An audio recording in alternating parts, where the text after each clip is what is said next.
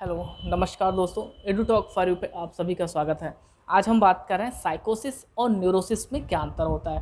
तो न्यूरोसिस में क्या होती है कि इनसाइट जो है वो प्रेजेंट होती है। इनसाइट का मतलब क्या हुआ कि उन्हें सूझ होती है, समझ होती है कि वो बीमार हैं, उन्हें दवाइयों की ज़रूरत है या फिर उन्हें मेंटल हेल्थ प्रोफेशनल के पास कंसल्ट करना चाहिए। उन्हें ये पता होता है कि उन्हें कोई बीमारी हो गई है जिससे उनका जो day to day life behaviour है वो इफ़ेक्टेड हो रहा है, वो प्रभावित हो रहा है। साइकोसिस में क्या होता है कि इंसाइट बिल्कुल नहीं होती है और उन्हें कई बार हॉस्पिटलाइजेशन की ज़रूरत होती है। उन्हें नहीं पता होता है कि वो बीमार हैं। अगर उन्हें कोई कुछ कहता है तो वो जल्दी वायलेंट हो जाते हैं, एग्रेसिव हो जाते हैं और वो एक्सेप्ट करने के लिए तैयार नहीं होते हैं कि वो बीमार हैं। उन्हें मेडिसिन या फिर हॉस्पिटलाइजेशन या फिर जो है काउंसलिंग, साइकोथेरेपी की ज़रूरत है। अब बात करें दूसरे अगर अंतर की, तो जो साइकोसिस पेशेंट है, साइकोसिस पेशेंट में क्या होता है कि डे टू डे लाइफ जो है वो डिस्टर्ब हो जाती है। वो उनका कम्युनिकेशन पैटर्न डिस्टर्ब हो जाता है।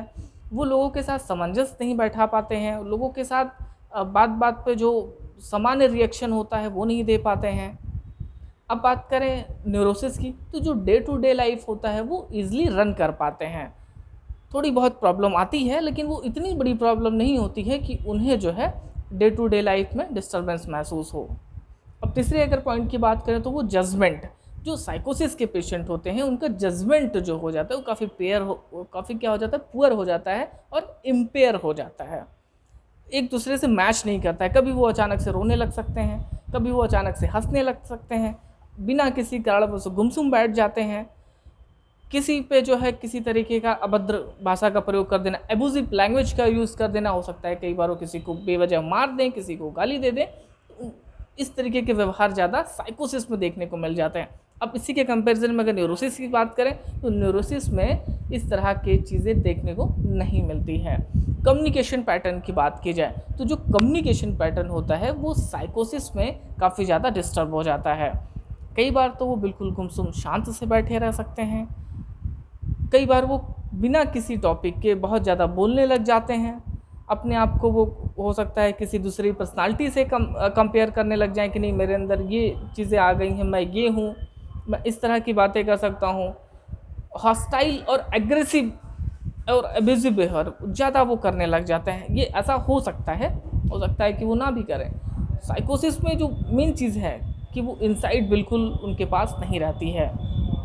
अब न्यूरोसिस में क्या होता है, कम्युनिकेशन पैटर्न उनका राइट होता है।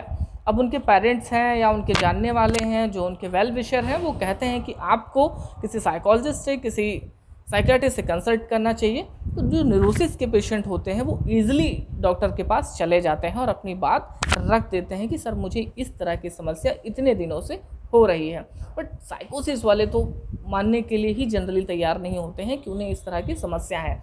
अब जो साइकोसिस में दो टर्म ज़्यादा इम्पॉर्टेंट होते हैं, या हालुसिनेशन और डिल्यूज़न। हालुसिनेशन क्या होता है? हालुसिनेशन में फॉल्स परसेप्शन होता है। हालुसिनेशन में फॉल्स परसेप्शन होता है, वो भी सेंस के लेवल पे।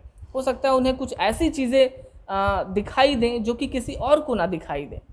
उन्हें कुछ चीज़ें ऐसी महक आए जो कि और किसी को ना आए। हो सकता है उन्हें ऐसी चीज़ें महसूस हो जो कि और किसी को महसूस ना हो।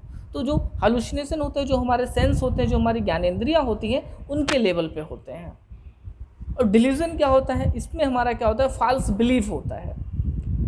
इसमें क्या होता है, थॉट पैटर्न का डिसऑर्डर पाया जाता है।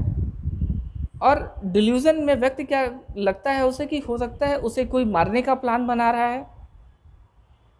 वो अपने आप को किसी जो है सुपर पावर की पर्सनालिटी समझने लग सकता है। अपने आप को किसी दूसरे पर्सनालिटी में अडॉप्ट कर सकता है। तो इस तरीके का डिल्यूज़न होता है। डिल्यूज़न का मतलब है कि आपका जो थॉट पैटर्न है वो फॉल्स बिलीफ, उसका जो इरेगुलर हो जाना। हालुसिनेशन में क्या होता है, जो आपके सेंस हैं उनका सेंस के बिहाफ पे जो आप परसेप्शन कर रहे होते हैं वो डिस्टर्ब हो जाता है। अब जनरली न्यूरोसिस में जो होता है वो आपका हालुसिनेशन और डिल्यूजन दोनों जो है एब्सेंट होता है। अब हालुसिनेशन और डिल्यूजन का ब्रीफ कह लीजिए जो एक्सप्लेनेशन वीडियो है वो आगे बनाया जाएगा, ताकि हम उसमें और ज़्यादा डिटेल जान सकें कि हेलुसिनेशन कितने प्रकार का होता है, डिल्यूजन कितने प्रकार का होता है। तो ये बेसिकली डिफरेंस होता है साइकोसिस और न्यूरोसिस में।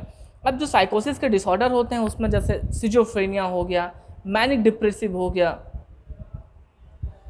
ये जो इम्पॉर्टेंट कह लीजिए कि ये डिसऑर्डर्स रखे जाते हैं साइकोसिस की कैटेगरी में। और अगर आप बात करें न्यूरोसिस में, तो न्यूरोसिस में आपके डिप्रेशन हो गए, सीजनल अफेक्टिव डिसऑर्डर एसएडी हो गया, यूनिपोलर हो गया, बाईपोलर हो गया, इसके अलावा फोबिया है, ओसीडी है।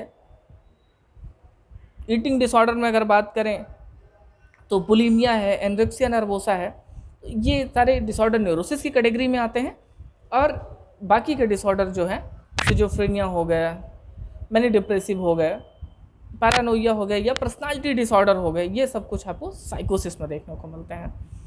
तो आज का वीडियो यहीं तक रखते हैं, अगली वीडियो में मिलेंगे हम, तब तक के लिए थैंक यू दोस्तों।